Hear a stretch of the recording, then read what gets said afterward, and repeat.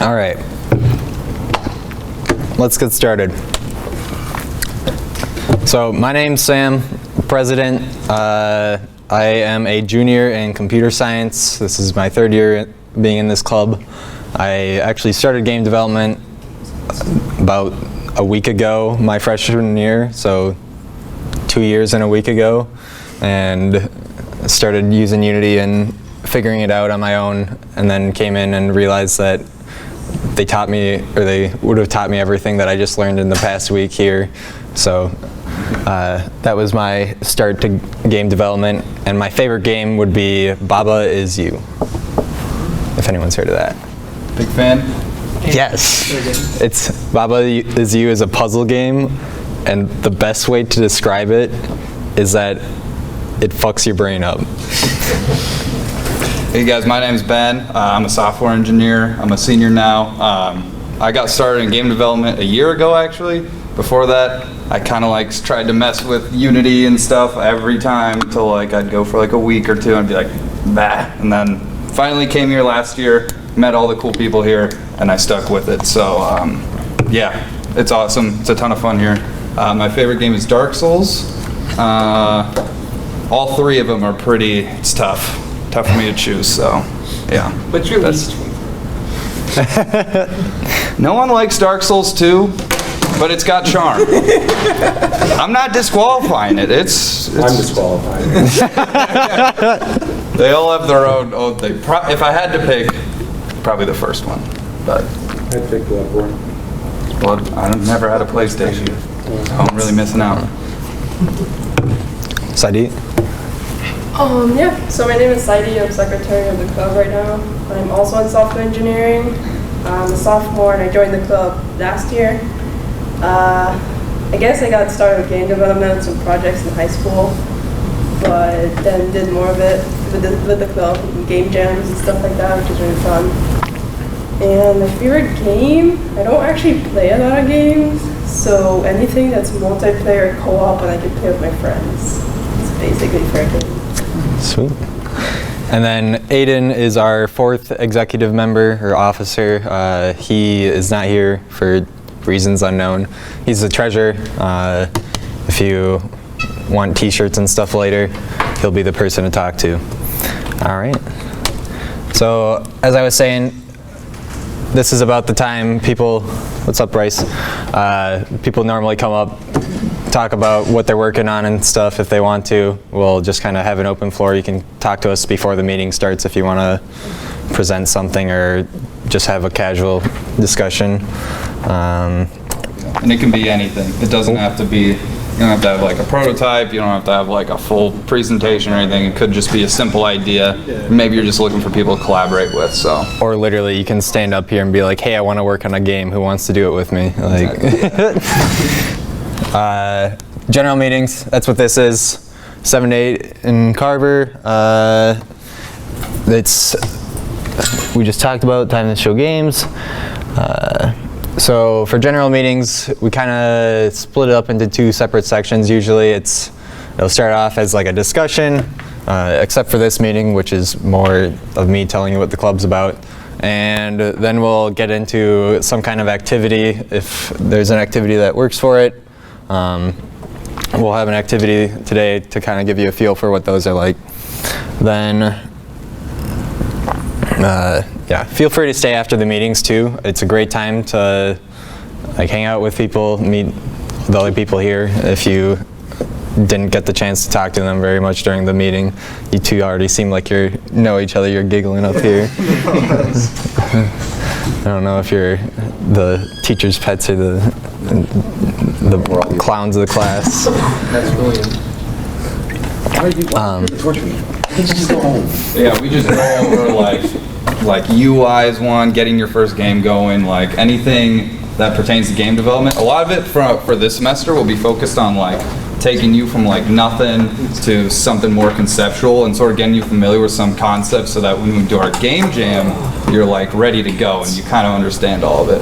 And it's pretty laid back. We kind of keep it, obviously we're sort of leading the discussion, but you know, yeah. If you got something you want to say or you know, we like to keep it pretty casual, so. Yeah, if I'm talking and you want me to shut up, like just say shut up, Sam. It's no big deal. What's up, Bryce? Say shut up, Sam. When is the game? The game jam is November 8th to November 10th. Actually, on our Steward page this year, Saidi already set up the calendar, so you can go on our Steward page and look at the calendar, and it has what we're doing for every meeting this semester, every workshop, when our game jam is, when our social night is. That's this Friday, by the way. And yeah.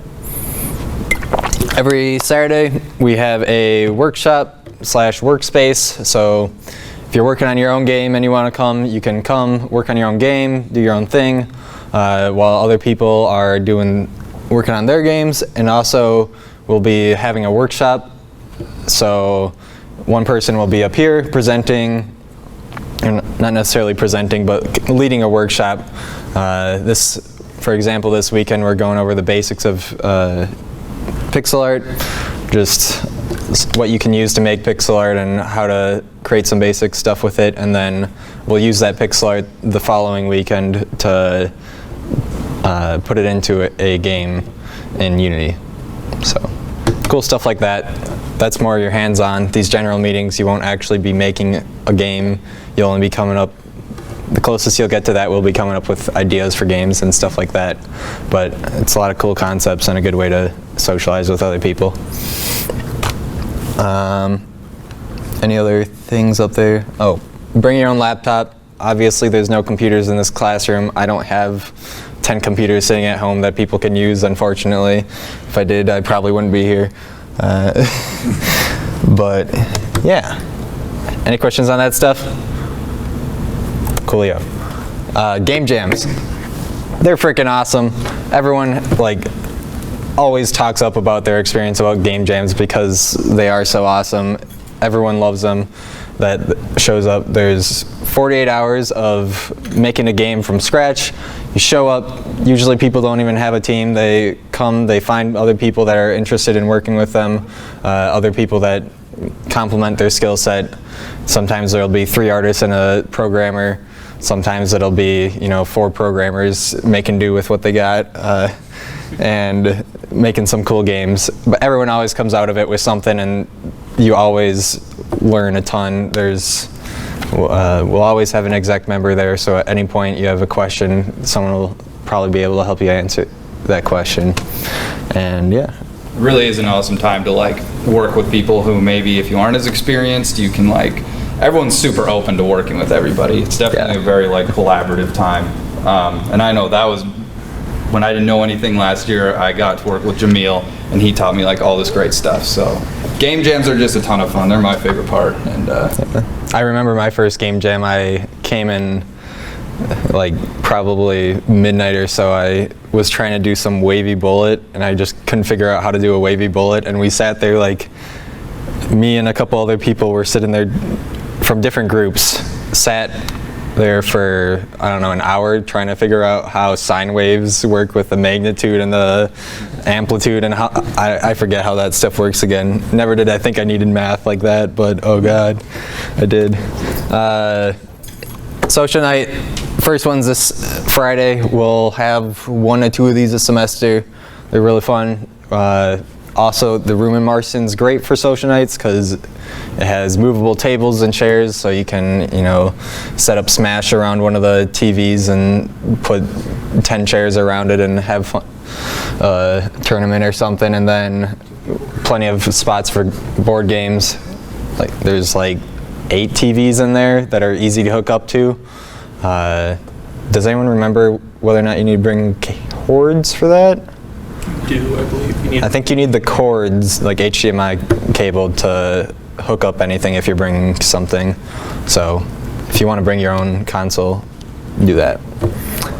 Even if you don't want to bring your console, if you have games for Switch or something, you can bring them and we can use it on other people's stuff. And I think last year we had people playing Munchkins for the entire night, so plenty of stuff to do there.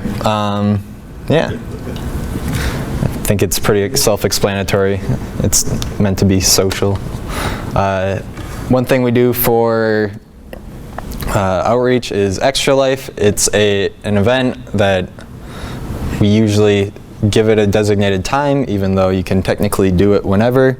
Last year what we did was a day-long event where we had everyone come in and stream games that they were doing in a classroom, and just playing games and streaming to raise money for children at hospitals, I believe, is where the money goes.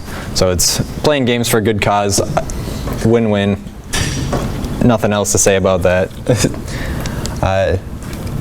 Dues, they're not necessary, so don't worry about them. But also give us your money. yes. But if you want to give us a $10 donation, we would not decline it. We'll have t-shirts that are $15.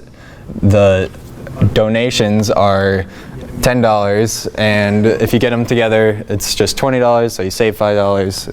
That's math. If you pay dues, the things you'll get are like pizza at events, prizes at game jams. Usually just we'll hand out games or something at game jams to the winners of certain criteria. And then obviously helping the club grow.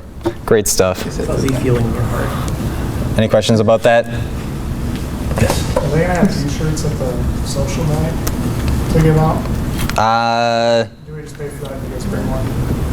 Oh, pizza or t-shirts? No, t-shirts. We usually have our Order them. creative committee come up with the t-shirts, and we haven't decided on the creative committee yet. So We won't get them till like next semester. Make a new t-shirt every year. I'm hoping we get them sooner than we have in the past. Like last year's t-shirts next year. probably. Yeah. Did anyone bring their? If you were at the career fair, I think we were all wearing the black ones. Not- Actually, you were wearing Not the career fair. Club Fest. got me started. Someone remembers the name of it.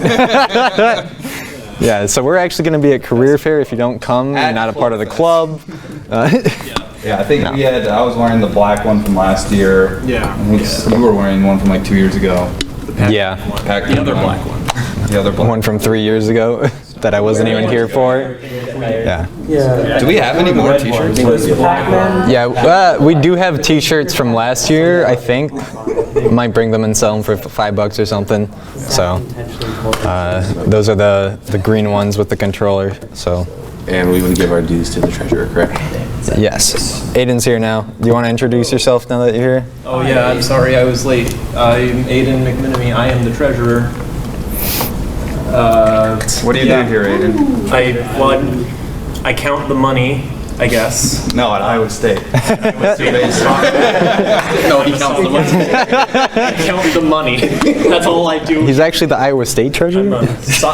It's a scarier version of the IRS. Yes. I will find you, and I will ask you why your game budget is over.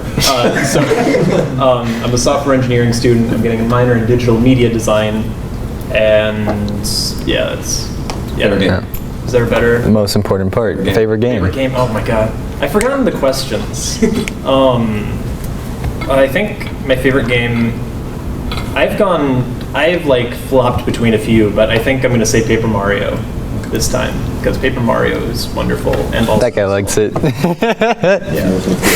Which one, the original or 1,000 Year Door? I haven't gotten to play 1,000 Year Door yet. Oh, It that's says that's like I never got the game. I liked both of them. I haven't set up an emulator. that game really has a unique feel to it. When did you get started with game development, Aiden? Game development. When I was in high school, I followed a Sean Spalding tutorial and made a game maker thing.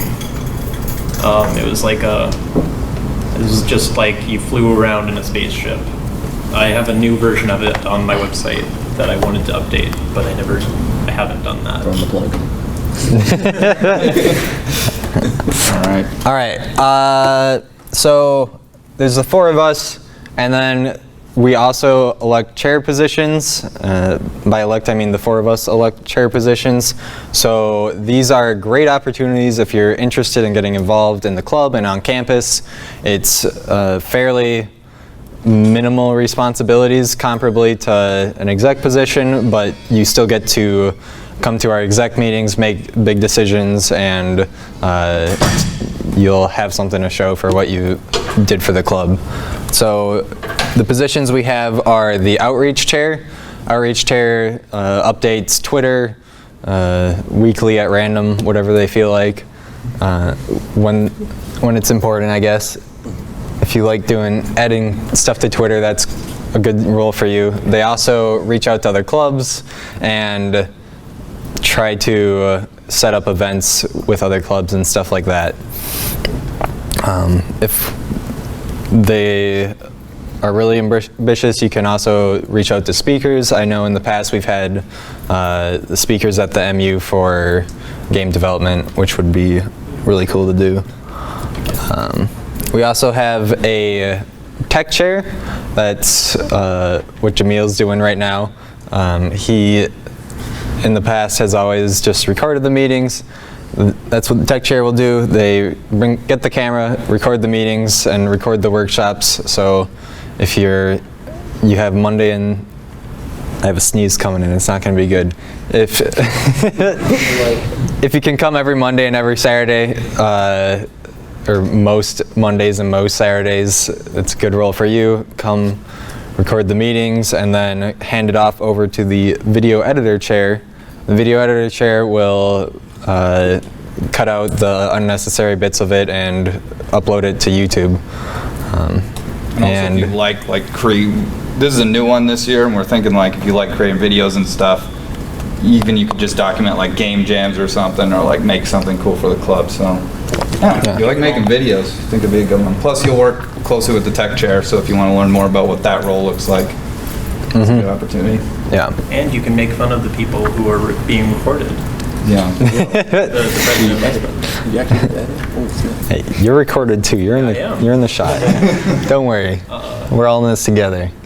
Yeah. And all these spots I want to mention are somewhat like forgiving as far as what that role actually applies to be. Video editor chair, if you want to, create some shorts or something and show off some shorts for game development, or you want to stream a game or something, that would be perfect for that chair.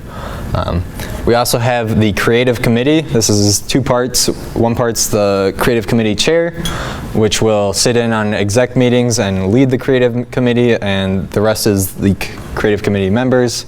They kind of work as a whole to drive the creative aspect of the club. They have, so this includes artists, musicians, writers, all the above. If you are a creative mind, it's a good fit for you. Being a creative committee member is very low commitment too. You just have to be available on social media of some sort, so that like when we're looking for t-shirt designs or poster designs or something, you can go back and forth and come up with some good ideas, and you can also be an asset to other members of the club that are looking to get into the creative sphere of game development. And new one this year is the open chair, because we couldn't come up with a better name for it. This is 0 to many chairs, where if you're interested in the club and you want to be a little bit more committed and have a role and participate in the club and on campus, we're open to listening to other chair ideas. We have a few ourselves. If you think you're a good fit for it and want to participate in game development club and you aren't sure about being one of these other chair positions, or you aren't sure you're going to get one, just apply for that as well. And yeah, and then if you want any of these chair positions, come up and talk to any of the four of us after the meeting, and we can write you down on a list, and we can, I think next Monday will be the deadline for signing up for chair positions, and we'll decide them after that. Any questions? That was a lot.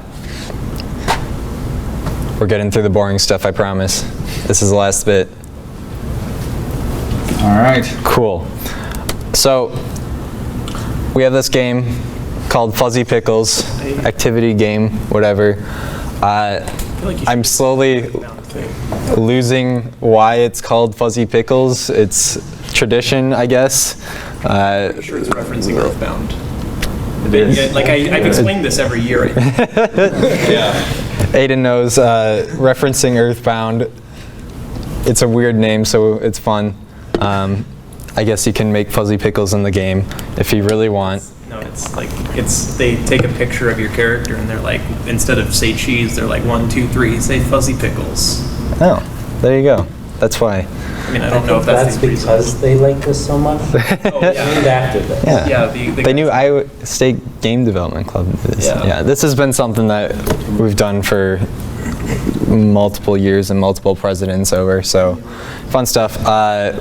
What we're gonna do is split up into, how many people are here? 1, 2, 3, 4. Probably 6 or so groups, and we'll give you guys a theme, and you guys will come up with a game idea based off that theme with your group. So, yeah. And then you'll pitch it out. We'll talk about it. It'll be a lot of fun. You guys want me to number you off or pick your own groups? No. I'll number you off for today. People, good way to get to know each other. People. All right, so let's just go. Start with you. 1, 2. I don't want to count all day. Aiden, you're 3, 4. Up to what? 5, 6. 6. 1. 2, 3, 4, 5, 6. 1, 2, 3, 4, 5, 6. 1, No. 2, 3, 4, 5, Jamil, you want in? 6. All right, we might have to. All right, get in your groups, and then we might have to merge groups, I think.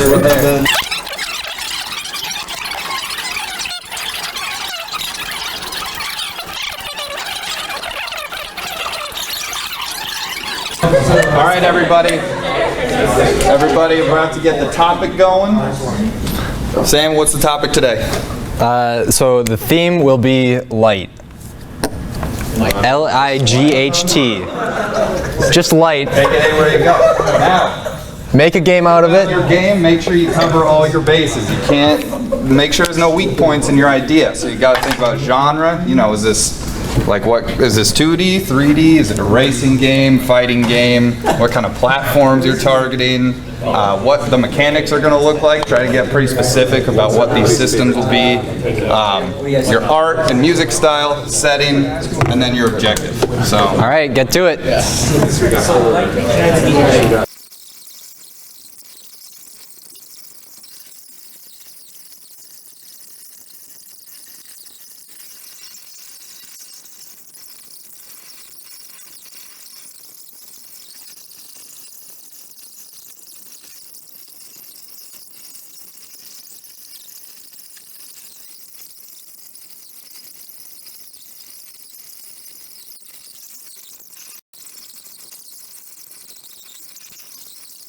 Time's up.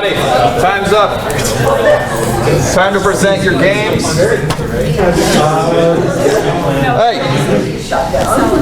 Time to present these wonderful ideas you guys have come up with. We'll just go around group by group and just pitch us your game. So we'll start over here. What you got for us, Aiden? All right, well. Okay, so. You guys all got to come up here and present.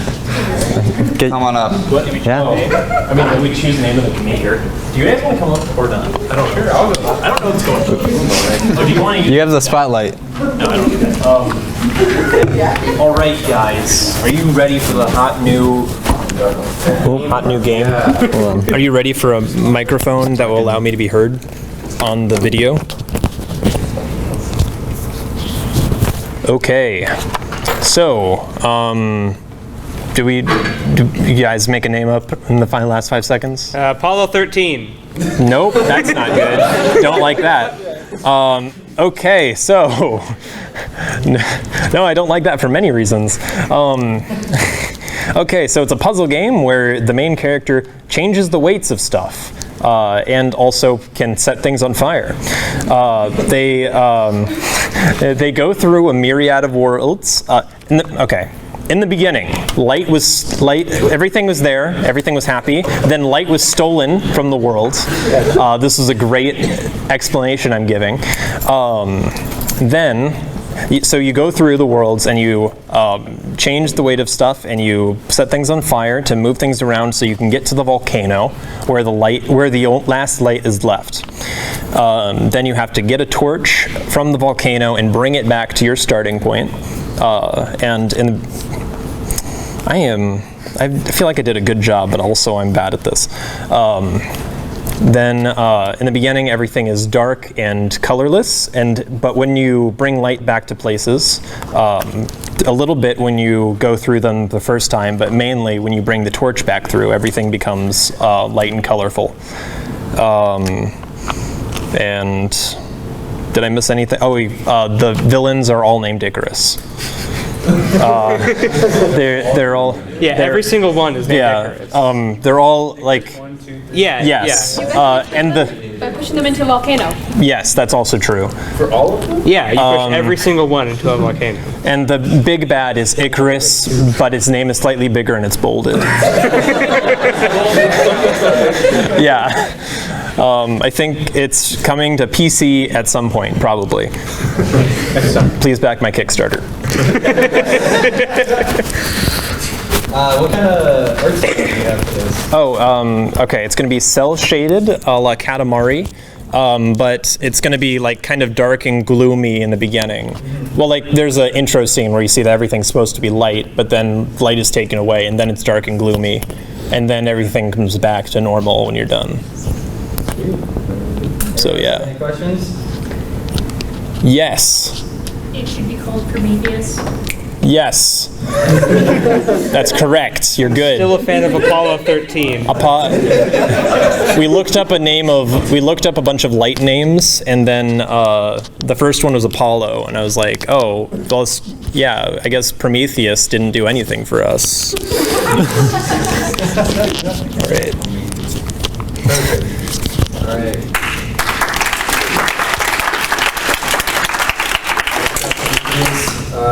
Who's up next? Next team. Over there. Get on up there.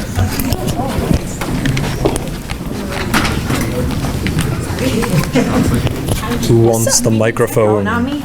Do you want the microphone? Here you are, friend. You know what? You Thanks. can do it. All you need to do is believe in yourself. I don't know how these things work. You just clip it to your shirt. Great. Yeah, hold on. I can hold the picture. Oh, wait, we're showing that? Yeah, we're showing it. How does this? I don't use these. You're doing great. Thank you for the emotional support. I really needed it. Okay. Here we go. Okay. All right. Is that thing on? All right. It records, not amplifies. Great. Our game is called Balloon Adventures because you play in a hot air balloon, which is lighter than air, hence the name light.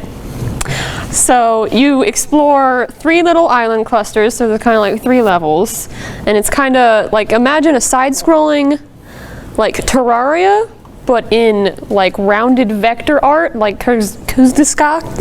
I can't say You it. guys are familiar with Kurzgesagt, like, it's a very identifiable mental image you got. Yeah, very nice rounded, light colors, vector art. Is everyone a bird then? No, you are in your hot air balloon, and there are bird warriors that attack your hot air balloon when you're in the sky. Yes. And so there are island clusters, and so you can hop off your air balloon and explore the island cluster as your little figure. And then you can hop back in your air balloon and go to the next island cluster, but you might be attacked by warriors on birds. You might also, on the islands, be attacked by warriors commanding beasts, and you're kind of going around killing them, looting the treasures, getting special items. Normally you have like a little gun and a little sword. But so you go through the first island, kind of take off from like your little camp, and you go through like some nice rolling meadows, and there's some people there, not many, and it's kind of the easy tutorial level. And then the second one, there's a bunch of ruins, and it's kind of all weird looking and destroyed, and there's all these savage people that are attacking you with beasts, and so you go through there. And then the third level is just a giant temple that you fly your balloon into, and you have to look out for obstacles and more attacking people. And when you get to the final boss, it's like this Beastmaster who sends like 3 waves of beasts from the previous 3 levels at you. And then you gotta fight the big final beast thing. And then when you kill it, it goes to a cutscene, and then the beast is like almost dead. And then you pull out your gun.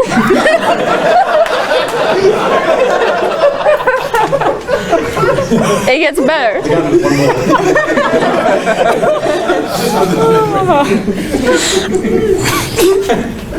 But then, like the Beastmaster man jumps down and takes the bullet for the beast. And then you realize, well, you kill him.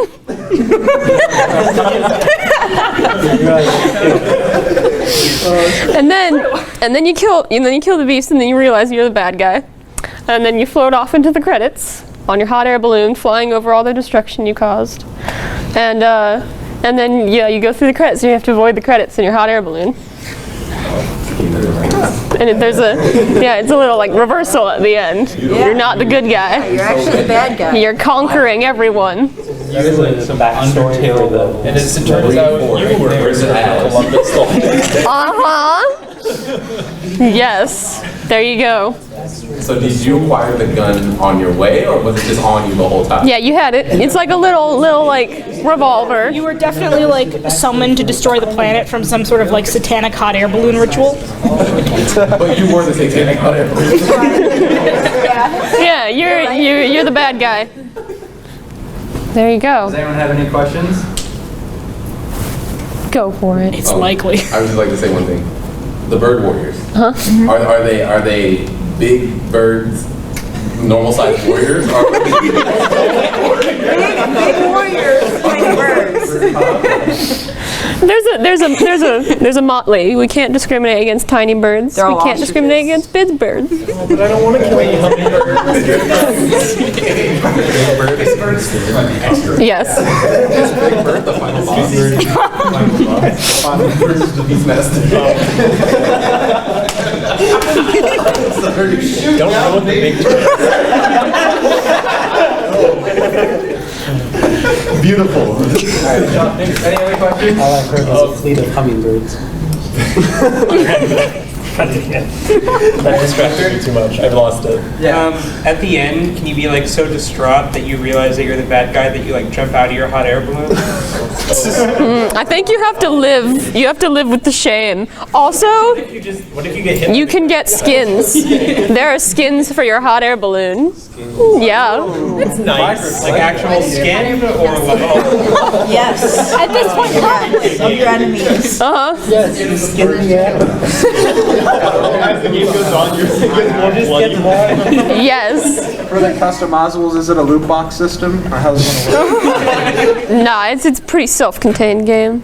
Yeah. yeah, since it's not multiplayer, it doesn't really need any randomness factor. They're mostly just unlockables. Yeah. They kind of like act as upgrades, and they're cosmetic upgrades as well. But that's just kind of like secondary like- to the fact that it makes you balloon better. Yeah. Let's go.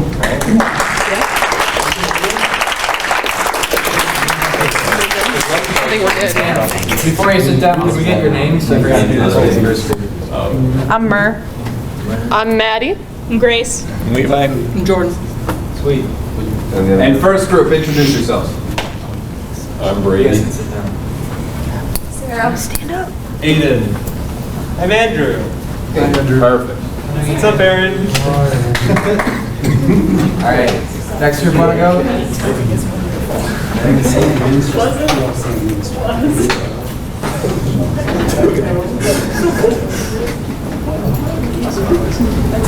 I mean, we got diagrams for you guys, but they're small and poorly written. True, yeah. I'll try and boot it up while we're talking. So, actually, do we want to do our names first? Just okay. I'm Jack. I'm Jack. I'm Jack. One of us is lying. Truth and a lie. I'm Jack, and I'm not Jack. Okay. My name is actually Nathan, but both of their names are sadly Jack. You should take that back. Okay, I take that back. Both of their names are sadly Jack. Yeah. Happy Jack? Happily Jack? No. Okay. The wire is somewhat in the way, but I can move that around.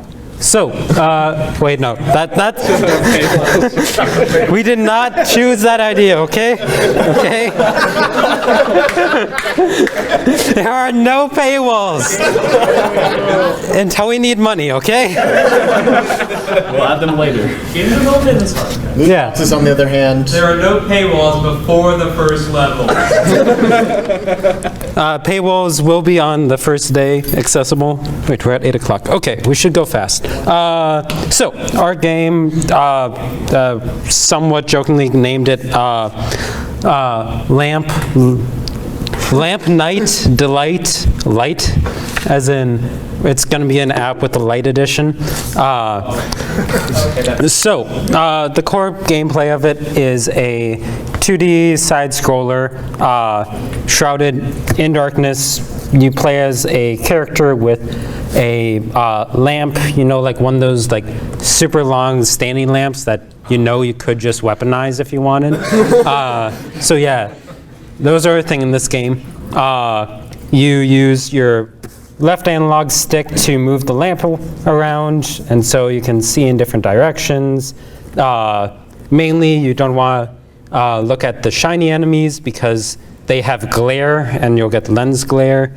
And so there'll be like different types of enemies, like shiny ones or sneaky ones that come up behind you. And then like basic like Goombas or throwing enemies. The life system in it will be light bulbs, so each one of them has a different chance of dropping light bulbs. When you run out of light bulbs, you have one last chance to go and find and pick one up. So you're kind of shrouded in darkness until you're out of light bulbs, in which case it really matters. Different types of lamps, I guess. You could possibly have like a regular lamp. Where is a lamp? You could have like a lantern, or like one of those with the whip. You could have, or like a green lantern. You could have like, just like a green lantern. lamp. Yes, oh, sorry. The plagiarism lantern, which is ironically just green. How do that work? And yes, yeah, there's another lamp, which extra DLC behind a paywall. So yes, paywalls are a thing for that thing. Are those flames or bananas? I can't tell. They're fiery banana. I like drawing cartoons, so all flames in cartoons are bananas, if you really think about it hard enough. Speaks true. Hey, I said it, therefore it's true, okay, Aiden? Okay? Not all flames. Anything else you guys thought of? Well, to get a lamp, you have to fight a lamp master. Yes. There's an idea of including Mega Man in it, and we finally decided that, especially like, to avoid loot boxes, guys, you can do that. Picking up your lamps from different bosses that will use them to some extent. Question from Aiden? Okay, I'm sorry, what do you mean by one last chance? Like, how long is that? Like, do you just, like, wander around in the darkness? Well, I think that goes with the mechanic that we'll have sneaky enemies, which will be trying to sneak up behind you and you scare them away with the light. So on your last life, you're more vulnerable to them. And so you're more likely to get hit again, but also there's a higher stress because of that, and you don't have your main thing that's light. Question over there? Since the life system is light bulbs, how is your lamp being powered? So power for these light bulbs You see, in the future, nothing more has to be said. It's a video game. It's a video game. Video games are actually magic. I saw you first. What do you have like long range gameplay with like a string on a lamp? You can like. So like lamp and chain? Yeah, lamp and chain. Possibly. Cool, you can like light. Yeah, maybe in the HD remake we might add that. Yeah, this is the light edition, I forgot. How's it the function? Yes. So, just so I'm clear, you are hitting people with lamps, correct? Monsters. We're hitting monsters with lamps. You're hitting monsters. And some of them will include quotation marks over their head as like Monster. yeah. And then if you acquire, okay, this is just spitballing, but what if as you hit more enemies, you get more quotation marks over your head? Are you the real monster? You roll. Oh, last thing that This stuff, Toby Fox is gonna fight. Tall Jack, this Jack came up with was having the context be that you start the game by falling into a hole and you need to go towards the light in a cave. And so I guess every level you just fall back into a different hole. Different cave. Different cave. Maybe like you go towards the light, but the light isn't the end of the cave. Oh, or like there's a light at the end, but you're so... It could be another lamp. You follow the Yeah. master. Like sometimes it's another lamp, but sometimes you're just too fixated and there's like a hole in the ground, so that starts the next one, or... I think it should lead to a paywall. Glowing paywalls. It's not even like We need money. obscured at all. It's just a wall that says it's just a paywall. Yeah, you know, like your eyes need to adjust to it. As soon as you get closer to it, it just like fades out and you can just see paywall. It's just in a neon light, just flashing. Yeah, it's got a quarter slot. You saw a quarter once before, but you're too small to pick it up, so yeah. Eventually it leads to the final boss of the game, Lamp Thanos. Oh, Lamptos. Lamp Thanos, the final boss? I think it should be a model. Lamptos. That'd be pretty cool. Okay, I think that was our time for this, though. I think you need to work on your ethics, but good job. Wait, games need ethics now? Go take philosophy 3.0. Which show up next? You guys want to go up? Awesome. Who would like the microphone? It is after 8, by the way, so if you need to go somewhere at 8, you're overdue. You should probably go. But Logan, you've got the sheet. Do you want? Or do you want? take the mic. Go for it. No, thanks. We have the room till I'm not going to use this. kind of just do whatever. Can you all hear me without the mic? Because I'm a little bit lazy. Oh, okay. So yes, everyone can hear it. I hate accessory items. Okay. I think we got it. Want to introduce yourself? I'm Zach. I'm Matthew. I'm Zoe. Sadie. And our game is called Flare, all right? So imagine that you are a ball of flame, all right, in a dark area. Okay, there's your premise right there. What we thought of was you are the ball of flame, right? And you have to make your way through like 3 levels, a forest area, right? A cavern, and a castle, all right? And what you would do is you have to make it past those levels without getting smothered or put out, all right? And there are these enemies, they're like shadow enemies. They try to put you out. You gotta avoid them, right? And there are also nature obstacles. So Zoe here came up with the brilliant idea of there being water, right, that could put you out. Big shocker there. It's still a great idea. I love the idea. What would happen is we thought that you could accumulate power to your flame, and thus you could make your light more intense, right? So maybe you could walk by some fireflies, and then the fireflies would start following you, and your light grows bigger. Or the moon comes out, it makes the area a lot brighter. Maybe the enemies get weaker. But because the moon has something to do with the tides on Earth, it pulls out the water, and so the water in the area expands. So you have to be careful when the moon comes out.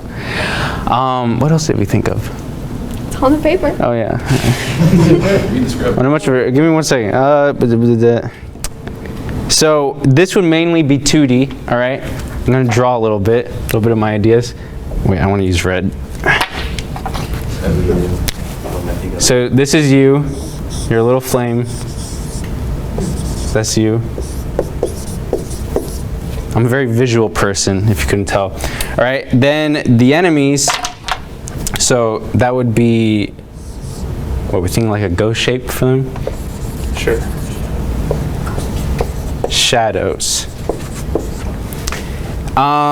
Where to take this? Honestly, I got no script up here. I'm just kind of reading off this list that we made. So the setting is 2D, and you have these layers of trees and forests that make up the first stage that include like the first 3 or 5 levels. And so it's kind of like a platformer where you are traversing through this forest, and the only source of light is yourself. And so you're like moving in and out of trees because the setting is kind of layered with these trees, and you're trying to avoid the shadows and the water, and your objective is to eventually reach the final stage where you get to the castle, where you are making your way up through the levels of the castle to get to the top in order to finally light the final giant flame, in order to like warn the rest of the forts that there is impending danger or like some sort of army coming.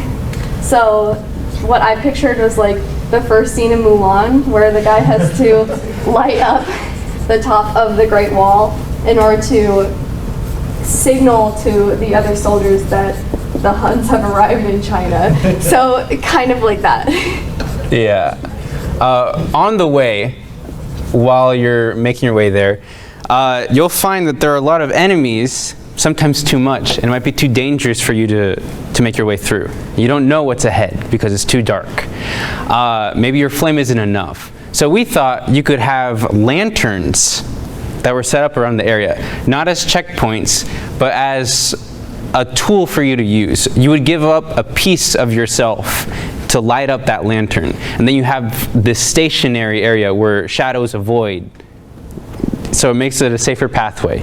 You do it by throwing a little flare out. You can't use it as a weapon, it's only to light up the area.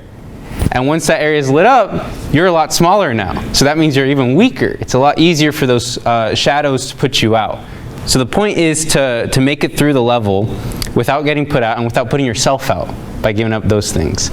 So at the end, you would have enough flame left over to light that up and then light up the whole castle. Maybe set it on fire. not set it on fire. That's a bad strategy, but you get the point. Presumably it's a flame elemental society. That's probably a good thing. Yeah, yeah. Why not set it on fire at that point, right? Okay. Is there an achievement for lighting all the lanterns? There could be. I think that's a great idea. In fact, yes, that is now a part of that's now a feature. It's more like a risk that you take because like, so like the bigger you are at the end of the level, then like, I guess the more bonus points you can get, because there's a certain level that you have to reach in order to light up that last like checkpoint. You have to be a big enough flame. So then like, if you're making the area safer, you're sacrificing, like you said, like a piece of you in order to make it safer. That's exactly right. We thought, we really only thought of music, actually. One thing that we thought of. Yeah. I have a question. So, for example, if you were to like miss a part where you can gather more flame, and you were to get to the end of the level, can you go back to see if you can get that flame to light the last torch, or you can't just light it? Definitely, you can go back and get it if you want. You can do whatever you want, man. Definitely not. So it's an open question. Okay. So This isn't a question, but I liked the water idea, but when you immediately said it, I imagined like the flame elemental opening a door and then a water bucket falls in there. Why not? Why not? Maybe it's like a this is to the end door. You know, you can't cheat in this game because we'll prank you. Yeah. Well, you can check. Question. Suggestion. Oh, suggestion. Okay. Forest fire. A forest fire. Is that, Consider that. Like, setting the entire forest on fire. I don't see why not. You can get an achievement for that. You know, it's one ending. Yeah.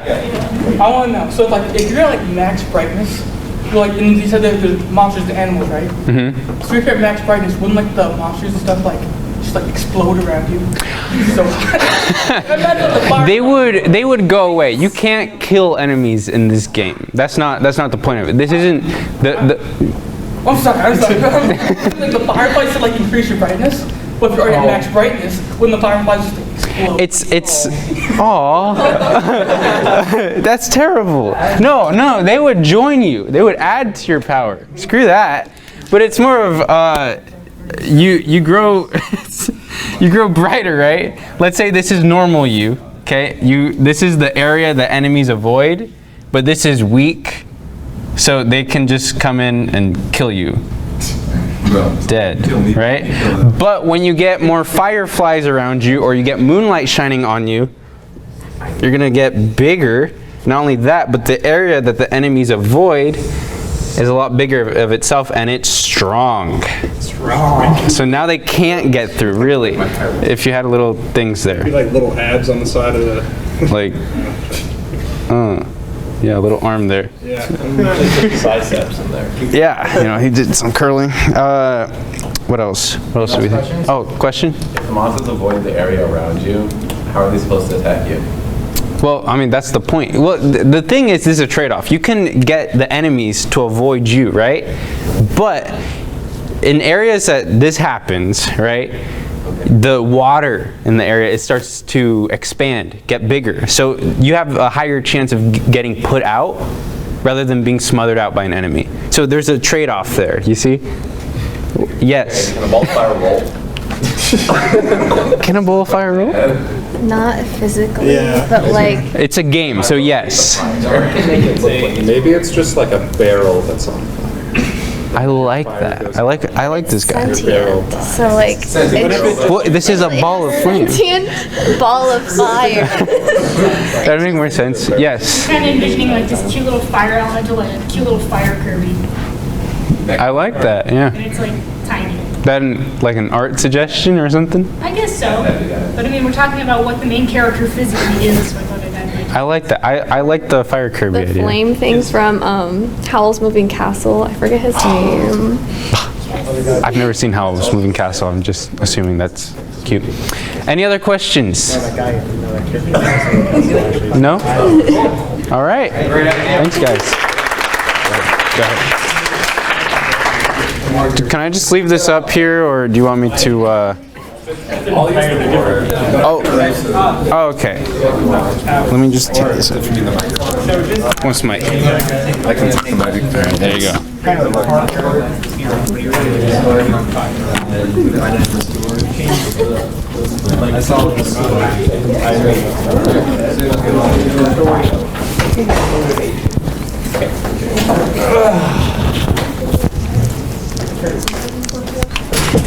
All right. Is it all right if I erase your beautiful artwork?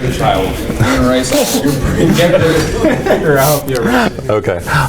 I just really liked his idea of using the board because I think it'll make things easier to explain. Yeah, that is pretty dope. I like it. You erased his. You erased the feather.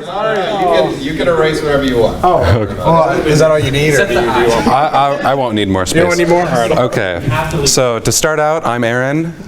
Do you guys want to introduce? Cannon Peterson, howdy. Thaddeus. Blake. All right, and so our idea for a game is a 2D puzzle game, and it revolves around you being light and then also light, so it's both things kind of combined. So there's kind of 3 forms you can be in. So I'm just going to use, you won't actually be a square in the game, but it's just easier for demonstration. So like, So you have three forms. One where you are both light,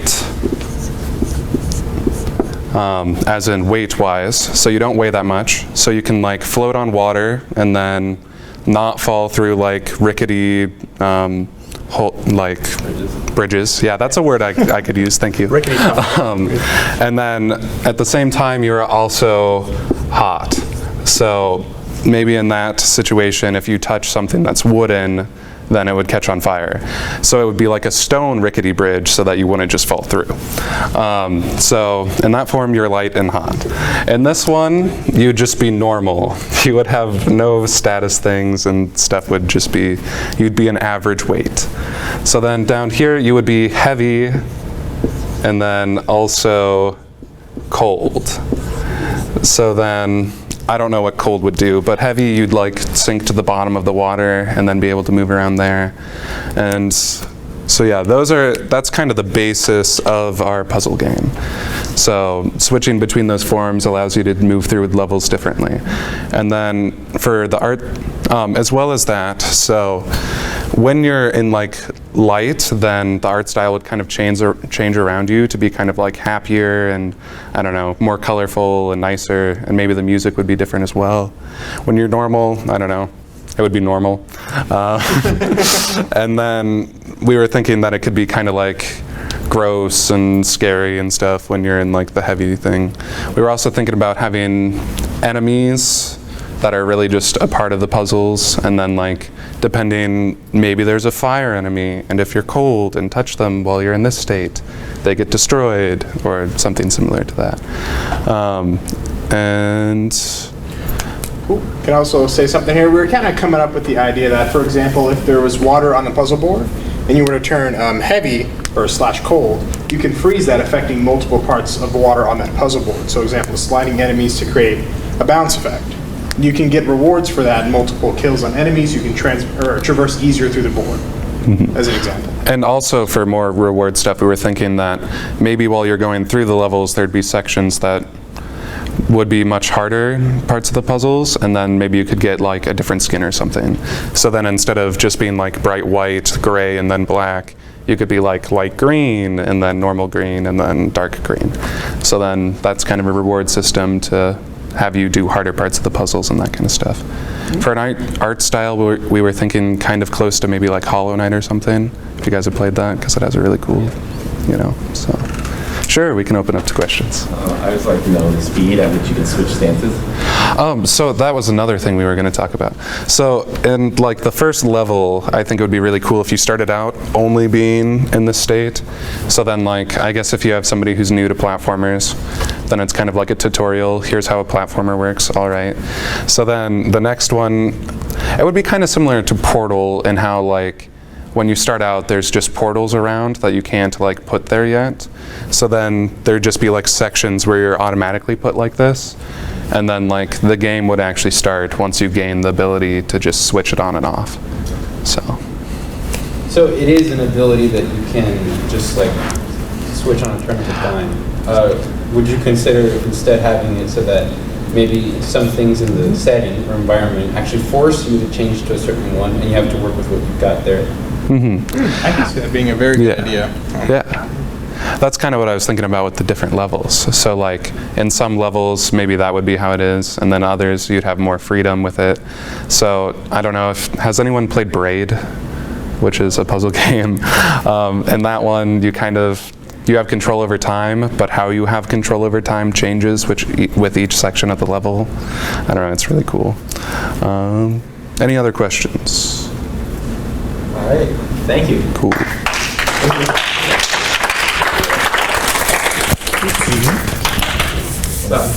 Our team abandoned us. We've been deserted, and they weren't even given a deserter penalty. So, You want ice cream? you want to do this? Want me to present it? I mean, I can. It is what it is. I guess we can just like put it in the middle and like share between us. I'll just hold it right there. Yeah. There we go. Okay, so for our idea, we had. Oh yeah, my name's William Clemens. I'm Ben, and the other two that left was Josh and Bryce. He's got him. So our title of our game was Dark Suckers, World Without Light.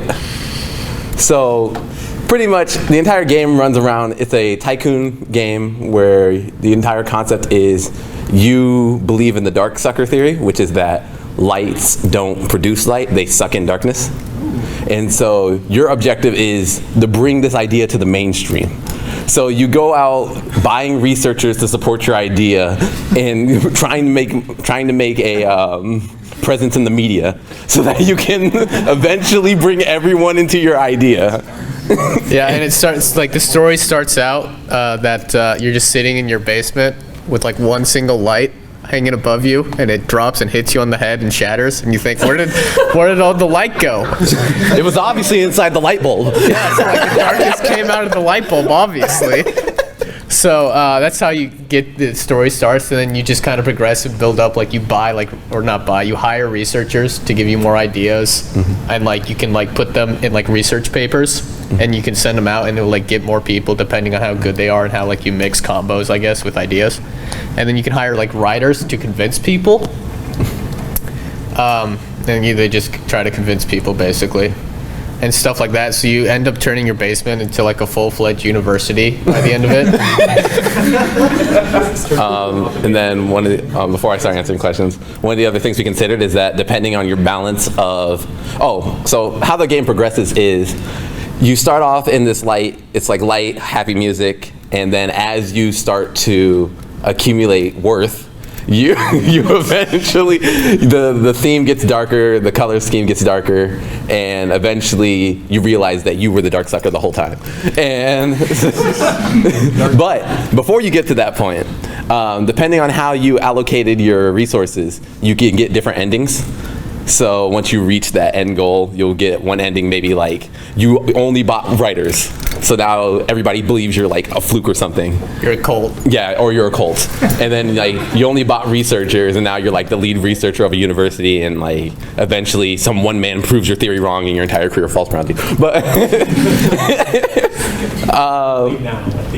and then was there anything else? 16-bit tycoon game. Yeah, 16-bit, and then we have like I kind of thought of this while we were watching others. I'm gonna just say it. What was it? Well, like when like we hit a milestone, right? The story comes out more, and the story's like red alert, so it's like live action. So it's like of a crazed guy writing on a chalkboard. It's like, of course, stuff like that. These are obviously the facts. And like it gets like the theme gets darker and darker on the screen. Like the screen you're looking at gets darker and darker. So by the end of it, you literally cannot see what you're playing. And then we hit you with the final cutscene, and then start over and try it again. Yeah. Oh, awesome. Questions? So, is the dark sucker theory true in this game? Doesn't matter. Can you prove it? I mean, you got to complete the game somehow, so you better. Yeah. Way too much pressure.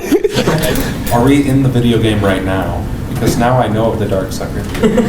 and now it is time for you to go and research. Yeah. No, you gotta and spread the word. Get the basement, get the light, and then you can start the game. He's out. Here we go. Are you worried about the? No, I can't. This is just too perfect. This is too great. This is a flawless game. I don't know what you're talking about. You made propaganda of the game, and I love it. Yeah. So. When are you taking investors? As far as people 9 investing p.m. in today. The GoFundMe starts in an hour and ends in 2 hours after that. Not a red flag. Anything else? I mean, eventually you must raise your dark sucker empire. Yeah. And I think one of the final bosses would be proving that black holes let all light go through them. Are light suckers. Black holes are light suckers. Yes. Dark suckers. Obviously. Then they're the only exception, therefore they just rip us in half. Yeah. Then the world ends. Yeah, after like you that. figure that out. But that's not how the game's going to run because we wouldn't spoil it up here. Just yeah. Thank you.